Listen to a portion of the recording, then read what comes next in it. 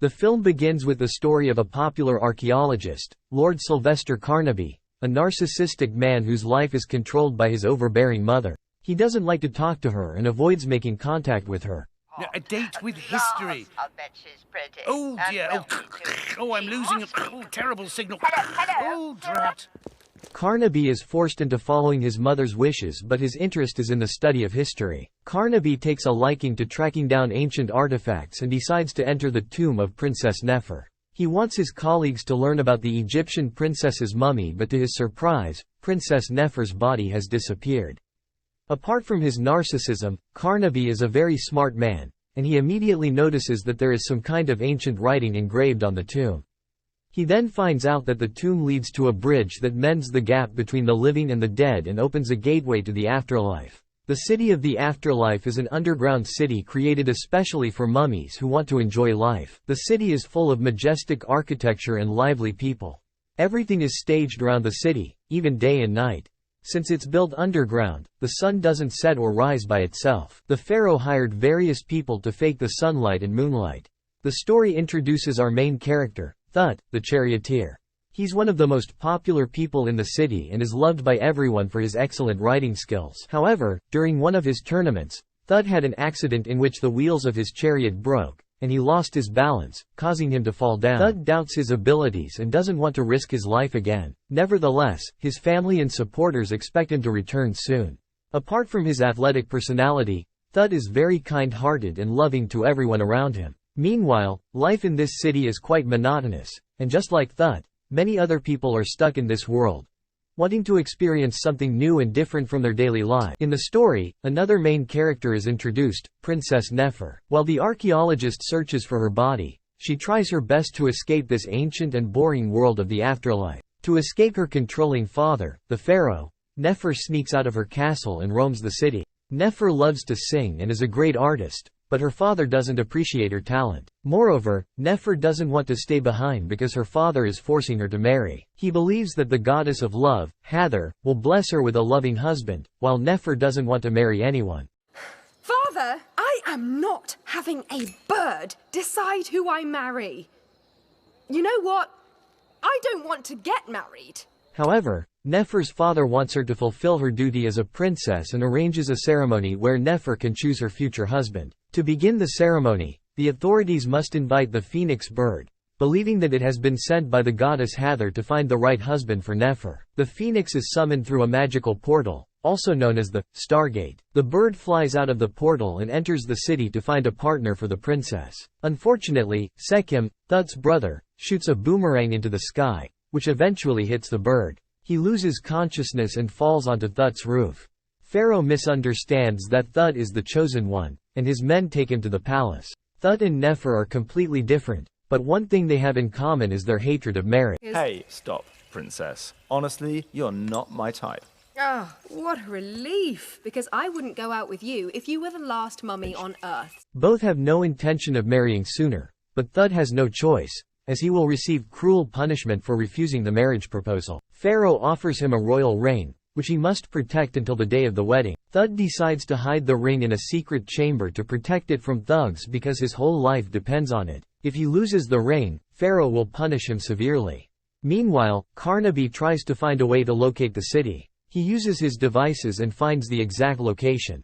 Unfortunately, Carnaby gets into the secret chamber of Thut and discovers the royal ring. Carnaby decides to steal it and uses his devices to bring it to the surface. After stealing the ring, Carnaby blows up the chamber with dynamite. Now Thut has no choice but to find the ring before Pharaoh finds out.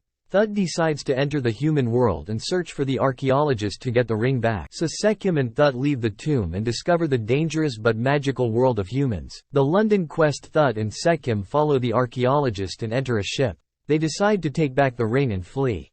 But Nefer follows them to the human world and accidentally locks them in the ship's chamber. The next morning, the trio realizes that they are in London. Fortunately, they discover Carnaby's pickup truck and hide in the luggage rack. Thut, Nefer, and Sekhem follow Carnaby and enter the theater, where they accidentally appear in a musical. Fortunately, the Egyptian theme helped them hide among the people. Nefer notices that the main actors have the ring and decides to take it, but Carnaby notices Nefer and immediately realizes that she does not belong to the human world. As they flee the theater, a music producer named Ed offers a singing contract to Nefer.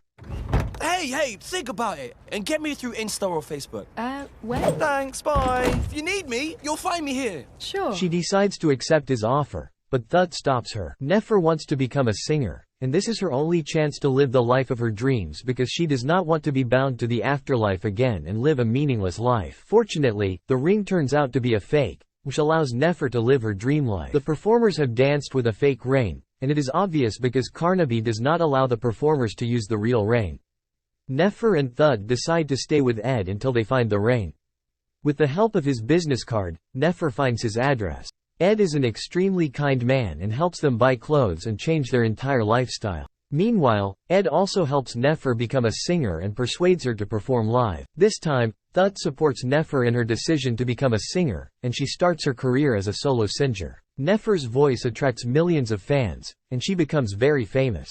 As the days go by, Nefer receives more than 10 million views for her song all over the world, but the fame comes at a high price because Carnaby finds her. That same night, Carnaby kidnaps her from Ed's house, and Thud decides to save Nefer. Luckily, Ed discovers that the truck belongs to Carnaby's museum and Thud decides to follow it. Back at the museum, when Nefer regains consciousness, she finds that Carnaby has chained her in the museum. Although Thud manages to find her, Carnaby locks him in the museum as well. Back at Ed's, Sekim and Ed devise a plan to sneak into the museum. He releases them, but Nefer and Thud are heavily sedated.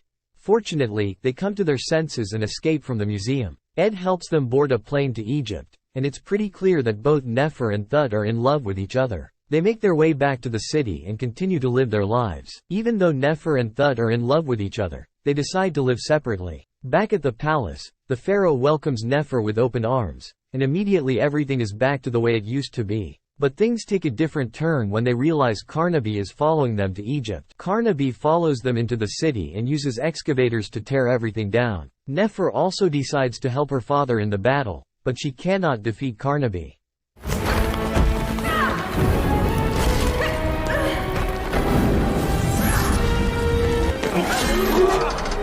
He has kidnapped the pharaoh for his exhibition, but Thud arrives at the right time. Finally, Thud gathers his courage, rides the chariot again, and rescues both Pharaoh and Nefer without fear. As he struggles to protect Nefer from Carnaby, Thud realizes that they have reached a dead end. He pushes the chariot to save Nefer and falls down the cliff with Carnaby. Nefer thinks he is dead, but Thud is able to cling to the rocks, which is to be expected since he is the main hero. In the end, Nefer and Thud decide to marry, and her father accepts Nefer's dream of singing. The film ends on a good note, and although Nefer and Thud did not want to get married, fate brought them together. Both of them are extremely headstrong and their power to understand and communicate is one of the best aspects of their relationship. Also, their goofy personalities mix up together which in turn helps them to project their real selves and love each other through thick and thin. Moreover, Mummies helps us understand that you can overcome your fears and realize your dreams. No matter what, life offers you many opportunities to succeed, and you have to choose the right path to get what you deserve. Thanks for watching.